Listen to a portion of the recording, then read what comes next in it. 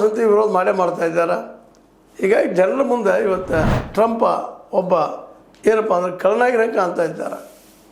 ಈ ಎಲ್ಲ ನೆಲೆಗಟ್ಟಿನಲ್ಲೇ ಅಮೇರಿಕ ಈ ಯುದ್ಧದಿಂದ ಹಿಂದೆ ಸೇರ್ತದ ಅನ್ನುವಂಥದ್ದು, ಮತ್ತಿಲ್ಲ ಸೀಸ್ ಫೈರ್ ತೋರ್ತದ ಅನ್ನುವಂಥ ಮಾತುಗಳು, ಇಲ್ಲಿವರೆಗೆ ಆದಂಥ ಎಲ್ಲ ಘೋಷಣೆಗಳನ್ನು ಸುಳ್ಳು ಮಾಡಿದ ಇರಾನ್ ಇದು.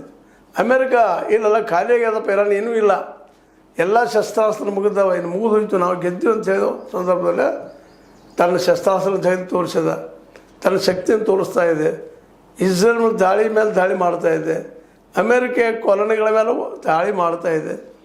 ಹೀಗಾಗಿ ಇವತ್ತು ಇರಾನ್ ಇದ್ದಿದ್ದು ಸೂಪರ್ ಪವರ್ಗೆ ಸೂಪರ್ ಅನ್ನುವಂಥ ಮಾತು ಬರ್ತಾಯಿದೆ. ಆದರೂ ಮುಂದಿನ 48 ಗಂಟೆಗಳು ಭಾಳ ಮಹತ್ವದ್ದು.